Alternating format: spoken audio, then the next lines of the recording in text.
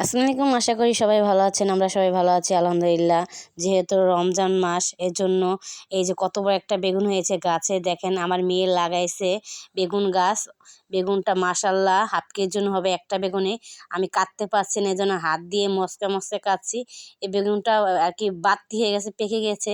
অনেকদিন যাবৎ গাছে আছে, অনেক বড় হয়েছে আর কি, জাত ভালো। আমার মেয়ে লাগাইছে, আমার মেয়ের হাত অনেক ভালো। মাঠের থেকে একটা গাছ নিয়ে এসেছিলো, একটা না 4টা গাছ নিয়ে আসলে একজন দিয়েছে আমার মেয়েকে। আমার মেয়ে খুব গাছ লাগাতে ভালোবাসে, ফুল গাছ, ই গাছ লোকের বাড়ি থেকে চেয়ে চেয়ে এনে লাগায়, আবার কিনেও দেই আমি। এখন আমি বেগুনটা আর কি বেগুনি ভাজবো দেখে কেটে নিচ্ছি, ধুয়ে দেখাচ্ছি কত সুন্দর দেখেন ভিতরে বেগুনটা। আর আমার ছেলেটা তো পাশে বয়ে বসে খুবই জ্বালাচ্ছে, কাটতেই দেয় না। এর নিয়ে তো কাজকাম করা খুবই কষ্টের বিষয়, খুবই জ্বালায়, ঘাড়ের সামনে বসে বসে সবসময় জ্বালায়। আর বটি দেখলে তো ওই কাটতে যায় বেগুন, আমাকে তো বেগুন কাটতেই দিব না, যে পাতলা পাতলা করে বেগুন কেটে নিচ্ছি বেগুন ভাজার জন্য।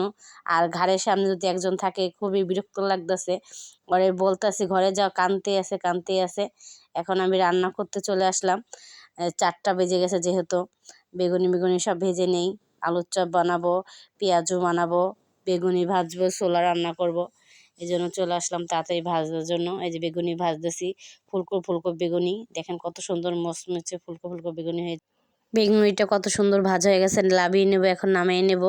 আর যেহেতু আমরা সবসময় বাসায় বানাই রমজান মাসে, কোনো সময় বাহিরের খাবার খাই না, বেগুনি, আলুর চপ, পেঁয়াজও সবসময় আমরা বাসায় বানানোর চেষ্টা করি যতই কষ্ট হোক। আর আমার ছেলেটা তো খুবই জ্বালায়, তারপরেও চেষ্টা করি বাসায় বানানো।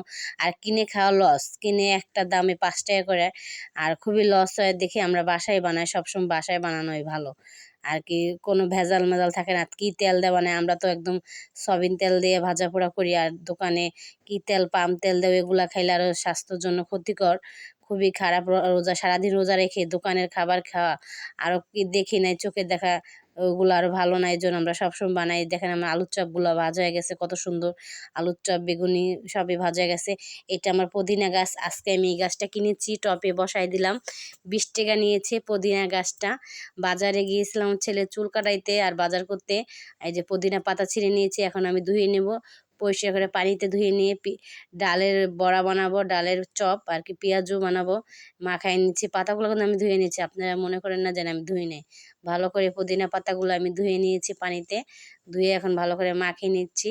এটা হচ্ছে বুটের ডাল দিয়ে পেঁয়াজও বানালে ভালোই লাগে পুদিনা পাতা দিয়ে। একদিন খেয়ে দেখেন, আপনাদের যদি বাসায় পুদিনা গাছ থাকে, পুদিনা গাছের পাতা দিয়ে পেঁয়াজও বানায় খায় দেখবেন, খুবই টেস্ট লাগে, ঘ্রাণটা খুবই ভালো লাগে। আমার থেকে পুদিনা পাতা খুবই ভালো লাগে, মুড়ি মাখা দিয়ে পেঁয়াজু বানায় খাইলে অনেক মজা, টেস্ট লাগে। ভাজা হয়ে গেছে, দেখেন কত সুন্দর পেঁয়াজগুলো আমার মচমচে, অনেক সুন্দর ভাজা হয়েছে, দেখেন লাল লাল একদম।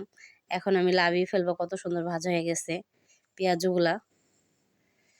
আর আমার তো রমজান মাসে ইফতারি খেতে খুবই ভালো লাগে, ইফতারি খাওয়ার পর আর ভাত খাওয়াই যায় না, এত ইফতারি বানাই। আর আমার মেয়েরও খুব মজা ইফতারি খেতে, আর সবাই বাসার ইফতারি পছন্দ করে, এই জন্য বেশি বেশি করে বানাই। আর কিনে খাওয়া তো লস। এই যে সব ভাজা হয়ে গেছে, বেগুনি, আলুর চপ, দেখেন কত কিছু ভাজলাম, বেগুনি, আলুর চপ, পেঁয়াজু। এখন আর কি আজান দিয়ে দিচ্ছে, আমার মেয়ে রোজা ছিল। আর এই যে এটা হচ্ছে আমার ননদের মেয়ে, দুই বোন ইফতারি করতেছে, আলবি খাচ্ছে। রাহাকে বললাম একটা নাও খাও, রাহা একটা আলুর চপ নিচ্ছে, খাচ্ছে দুই বোনে, বলছে খুবই টেস্ট। দুই বোন মাশাল্লাহ সব রোজায় রেখেছে। এই যে আমার বাবাটা পাশে বসে ভয় পাচ্ছে কোনটা নেবে, আমি বকা দিচ্ছি যে নষ্ট করবো না কিছু, আয়াস তুমি কোনটা খাবো একটা নাও। ভয়তে নিচ্ছে না, বলছে পরে। দেখেন কি বুদ্ধি, একটা বেগুনি হাতে নিয়েছে, এখন কি করবে, অত খায় না, সব নষ্ট করে, কিচ্ছু খেতে পারে না, শুধু নষ্ট।